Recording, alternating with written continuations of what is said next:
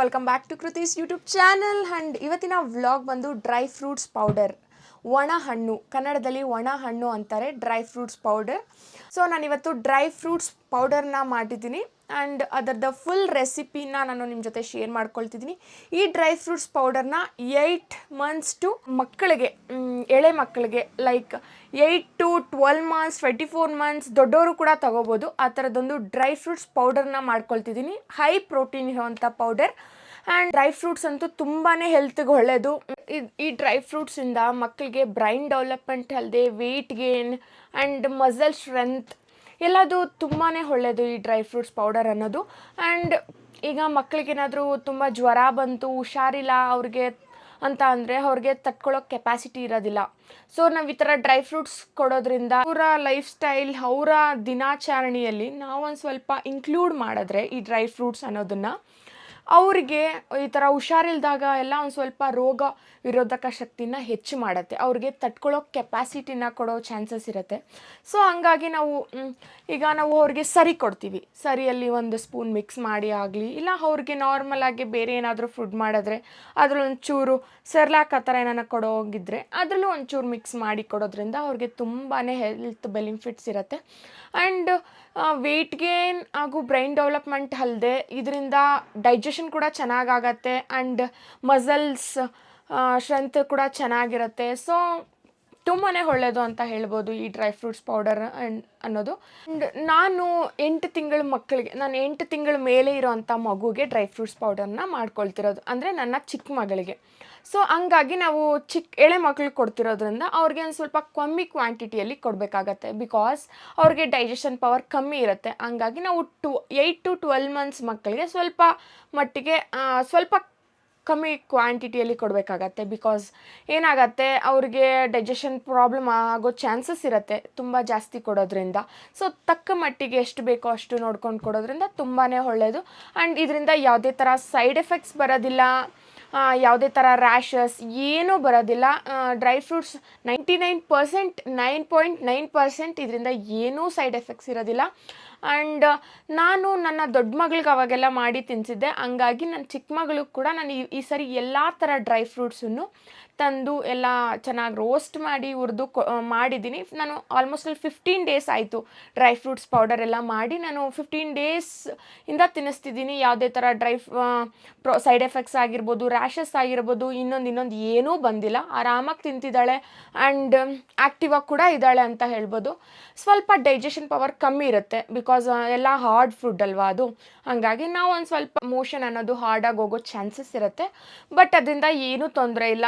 ನಿಮಗೆ ಆ ಥರ ಏನಾದರೂ ಅನಿಸಿದ್ರೆ, ಒಂದು ಸ್ವಲ್ಪ ಹಾರ್ಡಾಗಿ ಹೋಗ್ತಿದ್ದಾರೆ, ಅವ್ರಿಗೆ ಕಷ್ಟ ಆಗ್ತಿದೆ ಅನಿಸಿದಾಗ ನಾವು ಲೈಕ್ ಈ ಥರ ವುಡ್ವರ್ಡ್ಸ್, ಗ್ರೇಪ್ ವಾಟರ್ ಅಂತ ಬರುತ್ತಲ್ವ, ಅದನ್ನು ಕೊಡ್ಬೋದು. ಇಲ್ಲ ನೀವು ಆ ಥರ ವುಡ್ವರ್ಡ್ಸ್ ಎಲ್ಲ ಕೊಡೋಲ್ಲ ಅನ್ನೋಂಗಿದ್ರೆ ಡಾಕ್ಟರ್ ಸಿರಪ್ ಕೊಟ್ಟಿರ್ತಾರಲ್ವ ಡೈಜೆಷನ್ಗೆ ಅಂತ, ನಿಮ್ಮ ಡಾಕ್ಟರ್ ಹತ್ರ ತಿಳ್ಕೊಂಡು ಅದನ್ನು ಒಂಚೂರು ಕೊಟ್ಟರೆ ಮುಗೀತು. ಆ್ಯಂಡ್ ತುಂಬಾ ಬೆನಿಫಿಟ್ಸ್ ಇದೆ ಅಂತ ಹೇಳ್ಬೋದು ಈ ಡ್ರೈ ಫ್ರೂಟ್ಸಿಂದ. ವೆಯ್ಟ್ ಗೇನ್ ಅಲ್ಲದೆ, ಬ್ರೈನ್ ಡೆವಲಪ್ಮೆಂಟ್ ಅಲ್ಲದೆ, ಬಾಡಿ ಸ್ಟ್ರೆಂತ್ ಆಗಿರ್ಬೋದು, ಮಕ್ಕಳಿಗೆ ಆ್ಯಕ್ಟಿವ್ನೆಸ್ ಆಗಿರ್ಬೋದು, ಆ್ಯಂಡ್ ಮಸಲ್ಸ್ ಎಲ್ಲ ತುಂಬಾ ಗಟ್ಟಿ ಇರುತ್ತೆ ಅಂತ ಹೇಳ್ಬೋದು.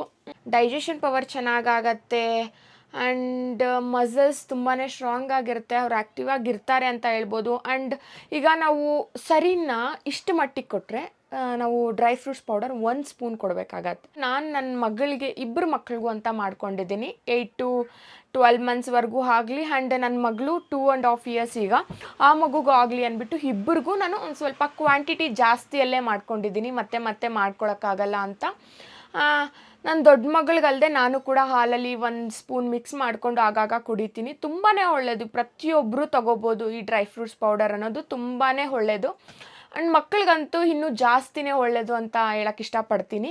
ಆ್ಯಂಡ್ ನನ್ನ ಮಗಳಿಗೆ, ಚಿಕ್ಕ ಮಗಳಿಗೆ ನಾನು ಏನು ಮಾಡಿದ್ದೀನಿ, ಎಲ್ಲನೂ ಒಂದೇ, ಈಗ ನನ್ನ ಚಿಕ್ಕ ಮಗಳಿಗೆ, ನನ್ನ ದೊಡ್ಡ ಮಗಳಿಗೆ ಎಲ್ಲರಿಗೂ ಒಂದೇ ಸರಿ ಮಾಡ್ಕೊಂಡಿದ್ದೀನಿ.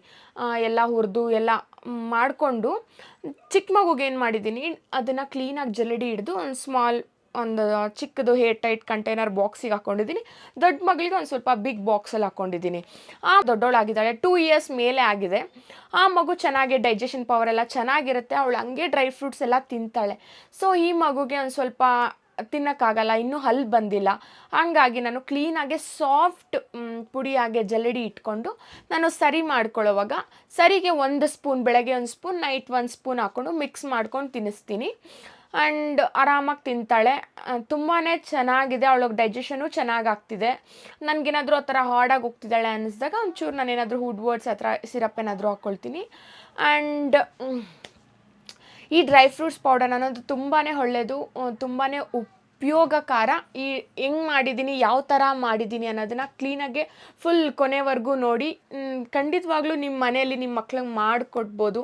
ಖಂಡಿತವಾಗ್ಲೂ ನಾನು ಹೇಳ್ತಾ ಇದ್ದೀನಿ, ಅವ್ರಿಗೆ ಇಷ್ಟನೂ ಆಗತ್ತೆ, ಅವ್ರಿಗೆ ಉಪಯೋಗನೂ ಆಗತ್ತೆ. ಆ್ಯಂಡ್ ಅವ್ರಿಗೆ ಎಲ್ಲ ಬ್ರೈನ್ ಡೆವಲಪ್ಮೆಂಟ್, ವೆಯ್ಟ್ ಗೇನ್ ಹಾಗೂ ಮಸಲ್ ಸ್ಟ್ರೆಂತ್ ಪ್ರತಿಯೊಂದಕ್ಕೂ ತುಂಬಾ ಒಳ್ಳೆಯದು ಅಂತ ನನ್ನ ಪರ್ಸ್ನಲ್ ಸಜೆಷನ್.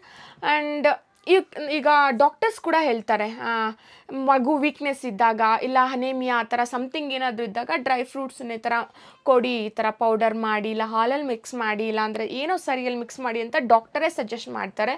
ಆ್ಯಂಡ್ ನಮ್ಮ ಇಂಡಿಯಾಲೇ ಸಿಗೋವಂಥ ಫ್ರೂಟ್ಸ್ ಇದು, ಯಾವುದೇ ಥರ ಸೈಡ್ ಎಫೆಕ್ಟ್ಸ್ ಆಗೋದಿಲ್ಲ ಯಾರಿಗೂ, ಯಾವುದೇ ಮಕ್ಳಿಗೂ ಆಗೋದಿಲ್ಲ. ಆರಾಮಾಗಿ ನೀವು ಕಣ್ಣು ಮುಚ್ಕೊಂಡು ಕೊಡ್ಬೋದು. ಖಂಡಿತವಾಗ್ಲೂ ಇದರಲ್ಲಿ ರಿಸಲ್ಟ್ ಸಿಕ್ಕೇ ಸಿಗುತ್ತೆ ಅಂತ ನನ್ನ ಪರ್ಸ್ನಲ್ ಒಪಿನಿಯನ್ ಹಾಗೂ ಸಜೆಷನ್ ನನಗೆ ಆಗಿದೆ. ಆ್ಯಂಡ್ ಈ ವಿಡಿಯೋ ನಿಮಗೆ ಯಾರಿಗಾದ್ರೂ ಯೂಸ್ಫುಲ್ ಆಗೋಗಿದ್ರೆ ಕೊನೆವರೆಗೂ ನೋಡಿ. ಆ್ಯಂಡ್ ನಿಮ್ಗೇನಾದರೂ ಈ ವಿಡಿಯೋ ಇಷ್ಟ ಆಯಿತು ಅಂತಂದರೆ ಪ್ಲೀಸ್ ಒಂದು ಲೈಕ್ ಮಾಡಿ, ಶೇರ್ ಕೂಡ ಮಾಡಿ, ಸಬ್ಸ್ಕ್ರೈಬ್ ಮಾಡಿ ಅಂತ ರಿಕ್ವೆಸ್ಟ್ ಮಾಡ್ತೀನಿ. ಆ್ಯಂಡ್ ಡ್ರೈ ಫ್ರೂಟ್ಸ್ಗೆ ಬೇಕಾಗಿರೋಂತಹ ಕೆಲವೊಂದು ಐಟಮ್ಸನ್ನೆಲ್ಲ ಆರ್ಡರ್ ಮಾಡಿದ್ದೆ. ಇಲ್ಲಿ ಮೊದಲಿಗೆ ನಾನು ಓಟ್ಸನ್ನ ತೊಗೊತಿದ್ದೀನಿ.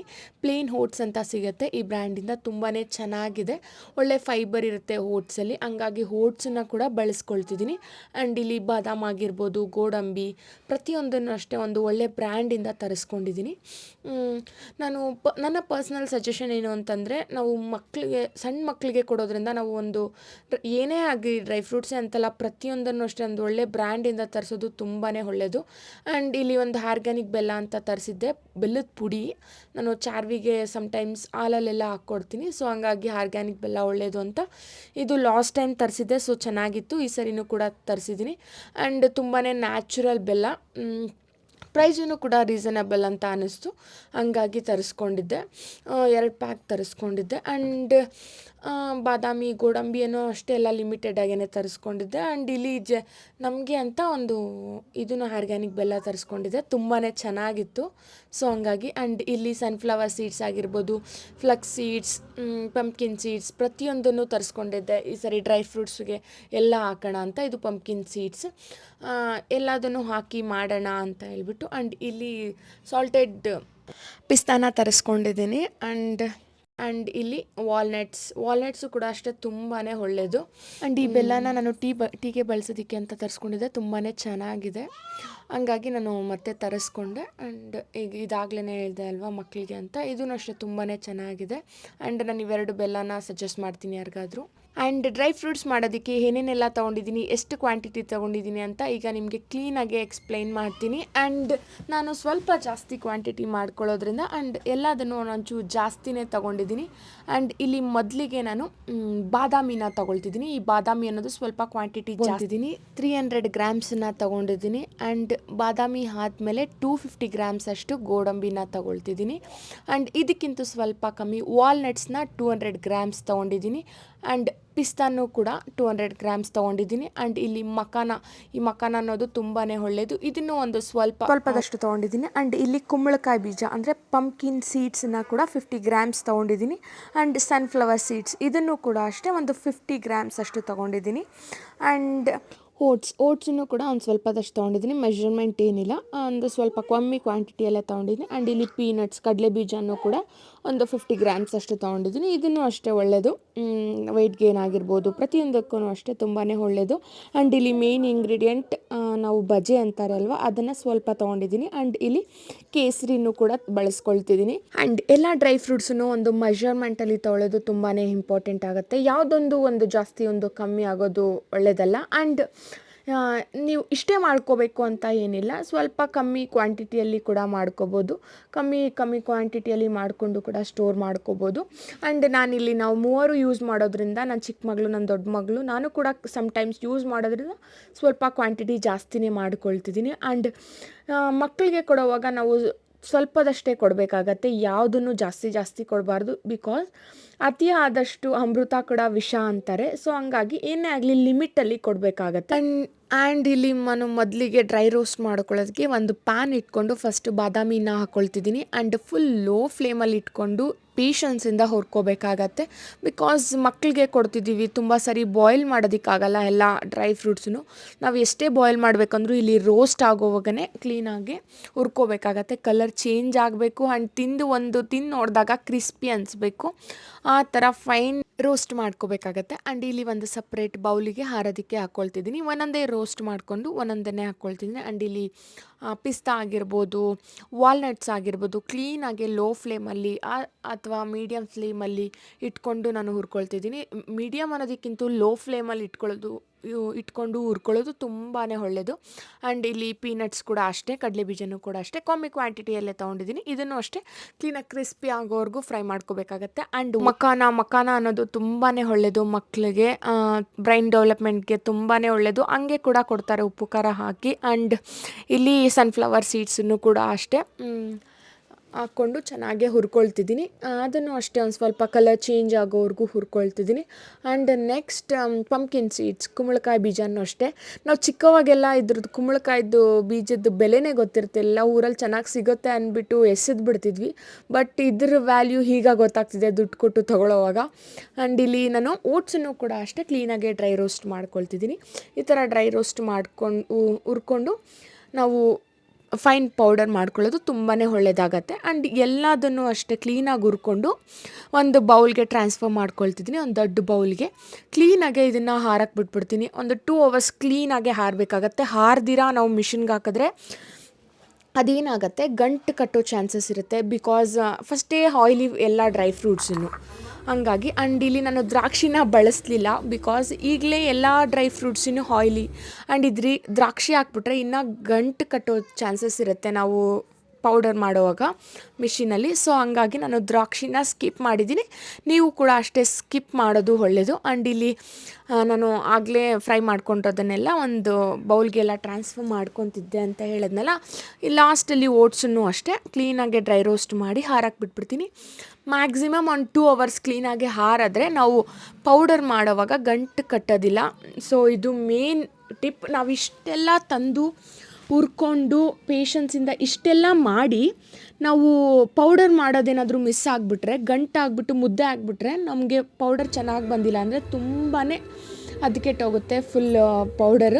ಸೊ ಹಂಗಾಗಿ ಕ್ಲೀನಾಗಿ ಹಾರಿಸಿ ಮಾಡಿಸ್ಕೋಬೇಕಾಗತ್ತೆ. ಆ್ಯಂಡ್ ಇಲ್ಲಿ ನಾನು ಅಲ್ಲಿ ಬಜೆ ಅನ್ನಲ್ವ, ಅದು ಹಾಗೆ ಕೇಸರಿ ಎಲ್ಲದನ್ನು ಕ್ಲೀನಾಗಿ ಹಾರಿಸಿ ಮಿಷಿನ್ ಹಾಕ್ಸ್ಕೊಂಬಂದಿದ್ದೀನಿ. ಆ್ಯಂಡ್ ನೋಡಿ ಫುಲ್ ಫೈನ್ ಪೌಡರ್ ಆಗಿದೆ ಅಂತಲೇ ಹೇಳ್ಬೋದು, ಏನೂ ಒಂದು ಚೂರೂ ಇಲ್ಲ, ಬಟ್ ನೋಡೋಕ್ಕೆ ಹಂಗೆ ಕಾಣಿಸುತ್ತೆ ಅಷ್ಟೇ. ಆ್ಯಂಡ್ ನಾನಿಲ್ಲಿ ಫೈನ್ ಪೌಡರ್ನ ಆಗಿದೆಯಲ್ಲ, ಇದನ್ನು ನಾನು ಕ್ಲೀನಾಗಿ ನನ್ನ ಪಾಪುಗೆ ಜಲಡಿ ಇಟ್ಕೊಂಡಿದ್ದೀನಿ. ನೋಡಿ ಈ ಥರ ಸಾಫ್ಟಾಗಿ ಆಗೋ ಥರ ಚಿಕ್ಕ ಪಾಪುಗೆ ಕೊಡ್ತೀನಿ ಅಲ್ವಾ, 8 months ಬೇಬಿ ನನ್ನ ಪಾಪು, 9 months ಬೇಬಿ ಅಲ್ವಾ. ಹಂಗಾಗಿ ನಾನು ಫೈನ್ ಪೌಡರ್ ಆಗಿ ಜಲಡಿ ಇಟ್ಕೊಂಡು ಒಂದು ಸ್ಮಾಲ್ ಬೌಲ್ಗೆ ಟ್ರಾನ್ಸ್ಫರ್ ಮಾಡ್ಕೊಂಡಿದ್ದೀನಿ. ಏರ್ ಟೈಟ್ ಕಂಟೈನರ್ ಬಾಕ್ಸ್ಗೆ ಹಾಕ್ಕೊಳ್ತಿದ್ದೀನಿ. ಈ ಥರ ಸ್ಟೋರ್ ಮಾಡ್ಕೊಳ್ಳೋದ್ರಿಂದ ಅದ್ರದ್ದು ಫ್ರೇಗ್ರೆನ್ಸ್ ಎಲ್ಲ ಹೋಗೋದಿಲ್ಲ. ಆ್ಯಂಡ್ ಫ್ರೆಶ್ ಆಗೇ ಇರುತ್ತೆ ಪ್ರತಿ ಸರಿ ಯೂಸ್ ಮಾಡೋವಾಗೂ ಅಷ್ಟೇ. ಆ್ಯಂಡ್ ಪ್ರತಿಯೊಂದು ಸಲ ನಾನು ಬೆಳಗ್ಗೆ ಸಾಯಂಕಾಲ 2 times ಸರಿಗೆ ಮಿಕ್ಸ್ ಮಾಡಿಕೊಂಡು ತಿನ್ನಿಸ್ತೀನಿ. ಸೊ ಆವಾಗ ಕ್ಲೀನಾಗೆ 1 ಸ್ಪೂನ್ ಹಾಕ್ಕೊಂಡು ಕ್ಲೀನಾಗೆ ಟೈಟಾಗಿ ಫಿಟ್ಟಾಗಿ ಇಟ್ಬಿಟ್ರೆ ಸರಿ ಹೋಗುತ್ತೆ. ಆ್ಯಂಡ್ ಇಲ್ಲಿ ದೊಡ್ಡ ಬಾಕ್ಸಲ್ಲಿ ಹಾಕಿದ್ದೀನಲ್ಲ, ಅದನ್ನು ನಾನು ಚಾರು ಯಾವಾಗಲಾದರೂ ಹಾಲಲ್ಲಿ ಹಾಕ್ಕೊಂಡು ಕುಡಿತೀವಿ. ಆ್ಯಂಡ್ ಏನಾದರೂ ಸ್ವೀಟ್ ಮಾಡಿದಾಗೂ ಬಳಸ್ಕೋಬೋದು, ಏನಕ್ಕಾದರೂ ಬಳಸ್ಕೋಬೋದು ನಾವು ಈ ಪೌಡರ್ನ. ದೊಡ್ಡವರು ಕೂಡ ಹಾಲಲ್ಲೆಲ್ಲ ಮಿಕ್ಸ್ ಮಾಡಿಕೊಂಡು ಕೂಡ ಕುಡಿಬೋದು. ತುಂಬಾ ಹೆಲ್ದಿ, ತುಂಬಾ ಚೆನ್ನಾಗಿರುತ್ತೆ ಟೇಸ್ಟು.